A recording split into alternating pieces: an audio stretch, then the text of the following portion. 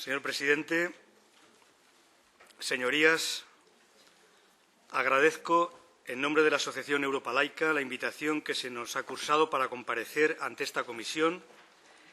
en la que se va a debatir el proyecto de ley orgánica para la mejora de la calidad de la enseñanza, en adelante LOMCE, con la que se pretende modificar parcialmente la LOE, la actual ley. Lo hacemos con la responsabilidad compartida con decenas de organizaciones sindicales, sociales y políticas, además de un gran número de ciudadanas y ciudadanos que venimos trabajando conjuntamente y desde hace años en la idea de avanzar hacia un modelo de escuela pública y laica, en la que el Estado asegure la laicidad del sistema educativo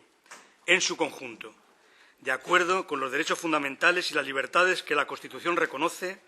y que se han de interpretar de conformidad con la Declaración Universal de los Derechos Humanos y los convenios de la infancia. También con directivas y recomendaciones internacionales, la última aprobada en el Parlamento Europeo el pasado 13 de junio, que expresamente recomienda que los Estados de la Unión deben de subrayar el derecho a la libertad de religión o creencias, así como garantizar la secularización de la educación pública, y en ello se han de tomar las medidas oportunas por los Estados de la Unión. Expresamos que, en lo relativo al derecho a la libertad de conciencia de los menores, los adultos, padres o tutores, deben orientar, pero no representar a los hijos, hecho que choca con la potestad que se confiere en nuestro sistema educativo a los padres o tutores, que son los que eligen o no religión en nombre del menor, hecho que en nuestra opinión contraviene los derechos del menor a su libre conciencia, modelo de elección por parte de los padres que vulnera el artículo 16.2 de la Constitución. Nadie está obligado a declarar su ideología, religión o creencias. Por supuesto, agradecemos al Grupo Parlamentario de Izquierda Plural que nos haya invitado expresamente para fijar nuestra posición ante el debate que sobre la LOMCE se va a producir en el Parlamento en los próximos meses. Nuestro sistema educativo, además de otras carencias muy conocidas y divulgadas, tiene profundos rasgos confesionales, dado que el Estado español, que acepta la creación de centros de enseñanza privados de ideario religioso, promueve a su vez que una buena parte de estos sean financiados con fondos públicos a través del régimen de conciertos, siendo mayoritariamente católicos, y en ocasiones estimula que esta financiación actúe en contra de la creación o mantenimiento de centros de titularidad pública. Rasgos confesionales porque el Estado permite simbología religiosa en los centros de enseñanza y tolera que actividades de culto se puedan desarrollar en centros de titularidad pública y titularidad privada. Y rasgos confesionales porque el Estado paga los salarios y las cargas sociales de miles de personas designadas por los obispados y de varios cientos de personas designadas por las diferentes confesiones de notorio arraigo para impartir religión confesional en todos los centros de enseñanza, ya sean privados o públicos y dentro de los horarios lectivos. Incluso cuando ya en este momento en la enseñanza secundaria de titularidad pública más del 50% del alumnado no solicita religión, hecho que provoca que se pierdan millones de horas lectivas que podrían dedicarse a asignaturas troncales, idiomas o educación física y artística para el desarrollo integral de todos los escolares. Como consecuencia de que cada vez menos escolares solicitan clase de religión, el Estado está permitiendo que algunas personas designadas por los obispados para impartir moral católica, si no tienen suficientes horas de religión para completar horario, puedan impartir otras asignaturas, vulnerando principios constitucionales de mérito y capacidad, así como los diversos reales decretos y normas que fijan la relación del personal laboral de religión. Un dato cuantitativo. Como consecuencia de que la religión confesional se imparte en horario lectivo, todo el alumnado pierde más de un curso académico completo en horas lectivas en el conjunto de las etapas obligatorias. El Estado español, además, curiosamente, y esto es un caso inédito, permite que niños y niñas de 3, 4 y 5 años, cuya capacidad de razonamiento está en pleno proceso de maduración, sean segregados en función de las creencias de sus padres o tutores. Hecho lamentable e inexplicable. Igualmente, el Estado español permite que el conjunto del alumnado sea segregado en función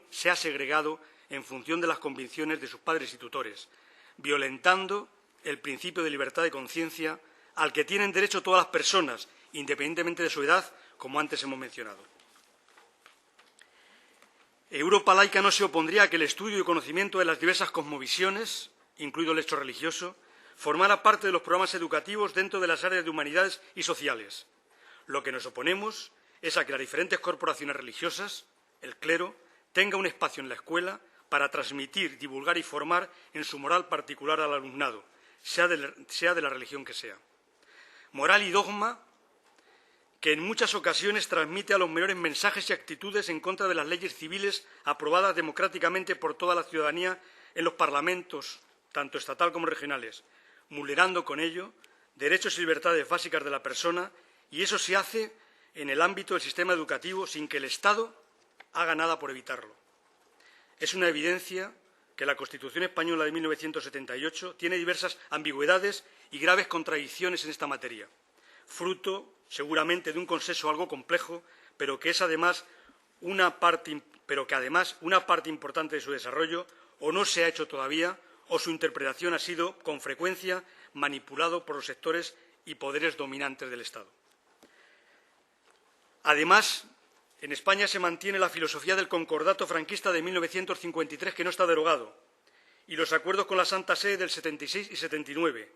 que está sirviendo de coartada para avanzar hacia la no confesionalidad del Estado y, por ello, de nuestro sistema educativo.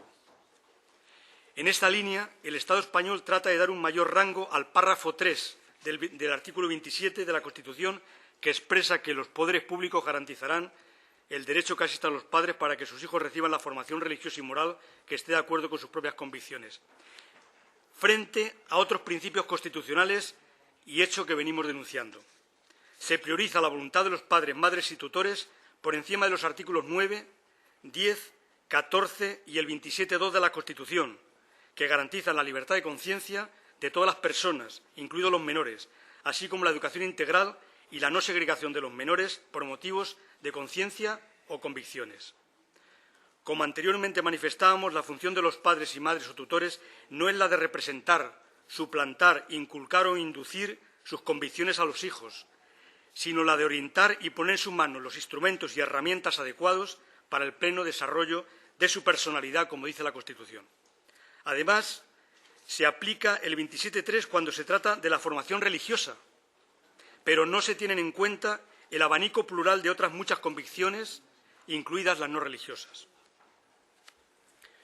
Otra cuestión, en nuestra opinión, mal interpretada de la Constitución es que de la aplicación del 27.9 de esa aplicación se desprende que los centros privados los tenga que financiar el Estado, como bien se indica, en su caso, dice el 27.9, se les ayudaría. Incluso, quiero recordar aquí que la Audiencia Nacional en 1984 realizaron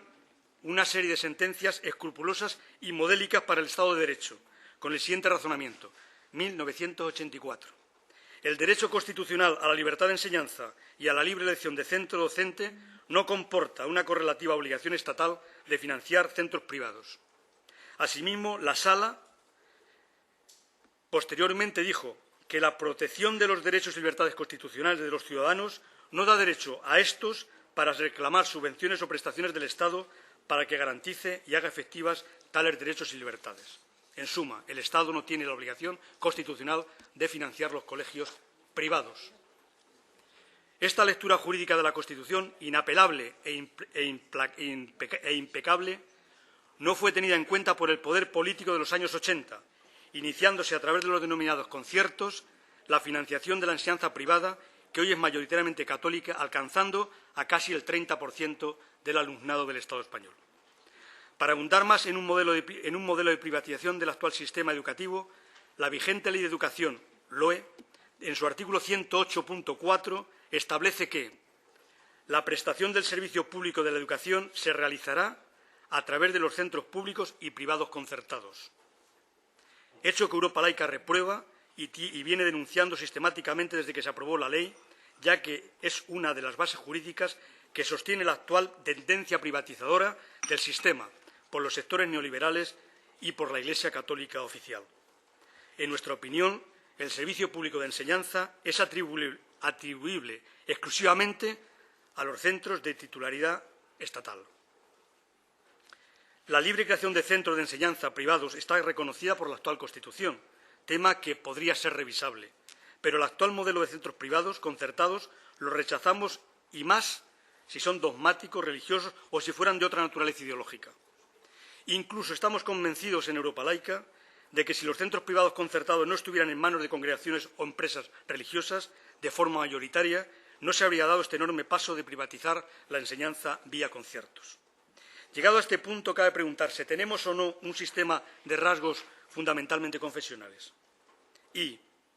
qué pretende entonces el proyecto del 11 con la reforma parcial de la LOE en materia de libertad de conciencia y de confesionalidad y mercantilización del sistema? En términos coloquiales, dar una nueva vuelta de rosca aún más profunda, utilizando los agujeros a la privatización y confesionalidad que han ido abriendo leyes anteriores como la LODE, la LOGSE, la LOPEG y la LOE, y sus desarrollos y aplicación estatal y territorial. Por un lado, iniciando y consolidando el régimen de conciertos y, por otro lado, manteniendo la religión confesional en horario lectivo. Como el proyecto del 11 pretende una reforma solo parcial de la LOE, teníamos que referirnos a la confesionalidad del actual sistema educativo, que en su caso seguirá vigente en parte. Ya conocen algunas de sus señorías nuestras objeciones al actual sistema educativo. Ahora nos toca expresar nuestras objeciones específicas a la LOMCE, que se fundamentan básicamente en las 5 alegaciones que hicimos al Consejo de Estado, algunas de ellas reconocidas por el propio Consejo de Estado, y que deben de tener sus señorías en la documentación de la Cámara. En líneas generales se alegaba que la LOMCE abre la posibilidad de conciertos con centros de segregación en razón del sexo, contrarios, por tanto, a los principios educativos de coeducación y no discriminación de género, vulnerando, en nuestra opinión, el artículo 14 de la Constitución, derivada de la Declaración Universal de los Derechos Humanos. Y, para colmo, estos centros formarán parte del servicio público de enseñanza. Conduce, en nuestra opinión, a la escuela de titularidad pública a una función subsidiaria de la enseñanza privada, puesto que, yendo más allá de lo que la ley ya indica, de situar al mismo nivel la prestación del servicio público de educación por centros públicos y privados concertados, se pretende ahora legislar mediante ley orgánica que la escolarización del alumnado y las obligaciones del Estado a este respecto tendrán en cuenta la oferta existente de centros concertados a la demanda social, lo que viene a reforzar los procesos de privatización de la enseñanza, en perjuicio de los sectores más vulnerables de la sociedad, especialmente del ámbito rural y de las clases más desfavorecidas. Propone, además, una alternativa evaluable a la asignatura de religión, ignorando sentencias del Tribunal Supremo de 1994, que dictaminaban como discriminatoria una alternativa curricular, ya que con ello se privaba al alumnado que elige religión a obtener conocimiento de materias a las que no puede acceder porque está en religión. Y, por otro lado, no tiene en cuenta la sentencia de 1997 del mismo Tribunal Supremo, en la que el mismo establecía que del presunto derecho de unos a recibir formación religiosa no se puede derivar a quienes no quieren hacer uso de esa opción voluntaria, que se vean obligados a asumir una carga alternativa, lectiva y, además, evaluable. En esta línea, el actual texto de la LOMCE incide en que las notas de la religión y su alternativa cuenten para el expediente académico. Ello vulnera diversos principios de equidad y va contra lo que opina casi el 80% de la ciudadanía, según diversos sondeos que últimamente se han venido realizando. Además, la LOMCE debilita, algo muy grave, la participación democrática de la comunidad educativa y en contra del principio que consagra el artículo 27.7 de la Constitución. Los profesores, los padres y, en su caso, los alumnos intervendrán en el control y gestión de todos los centros sostenidos por la Administración con fondos públicos. Incluso puede darse el caso de que, con el sistema de elección-designación que el actual proyecto del 11 plantea, podrían llegar a la dirección de un centro público una persona designada por una confesión religiosa, en la confluencia que se va a tener entre la LOE, disposiciones adicionales segunda y tercera, y los actuales decretos del profesorado de religión, y la LOMCE, el actual artículo 135 sobre el procedimiento de selección de la dirección. Y, sobre todo, se argumentaba en nuestras alegaciones al Consejo de Estado el carácter no confesional del Estado y, por lo tanto, nuestro empeño en avanzar hacia la laicidad del sistema educativo en su conjunto, esencialmente el financiado con fondos públicos. La propuesta de ley que se propone y que dice que es para la mejora de la calidad, incluso supongamos que están convencidos de ello los proponentes, Ministerio de Educación y la mayoría en el Parlamento, ¿pero qué es la calidad de la enseñanza? Señorías, no se empeñen. No es la excelencia, ni es la privatización o mercantilización, no es la competitividad dentro del sistema entre centros y alumnado, ni la segregación, ni los itinerarios, ni diluir la participación de las familias, ni hacer más confesional el sistema, ni siquiera aplicar una evaluación externa del alumnado. Los sistemas educativos más estables y sólidos del mundo son los que se basan en un fuerte sistema público y laico. Ahí están los ejemplos. Gratuito para todos, democrático e inclusivo, en donde todo el alumnado tiene la misma igualdad de oportunidades, donde se respeta la libertad de conciencia de toda la comunidad educativa, donde se apoya potentemente la enseñanza 0-6 años, donde se estimula un nuevo modelo de formación del profesorado, donde se invierte al menos el 6% del Producto Interior Bruto, cosas que la reforma de la ley no contempla, no va por ese camino, sino por el contrario. Es más, cuando se habla de financiación, en materia de recursos económicos, el actual Gobierno pretende rebajar la inversión y gasto al 3,9% del Producto Interior Bruto antes del 2015 por compromisos que tiene el Estado español con la Troika. Señorías, personalmente he tenido la oportunidad de participar en este Parlamento en la elaboración de la Constitución y del primer Estatuto de Centros. En el marco del Consejo Escolar del Estado he participado además en los informes de todas las leyes desde la LODE hasta la LOE y en parte de sus desarrollos.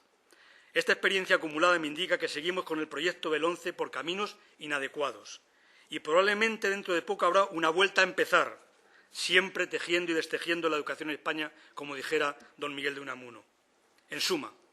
en nuestra opinión, la propuesta de la LOMCE, en lo que respecta a nuestro proyecto de laicidad del sistema educativo, de forma muy resumida, indicamos que da un renovado impulso al adoctrinamiento nacional católico y neoliberal. Promueve una enseñanza de titularidad pública como subsidiaria de la enseñanza privada.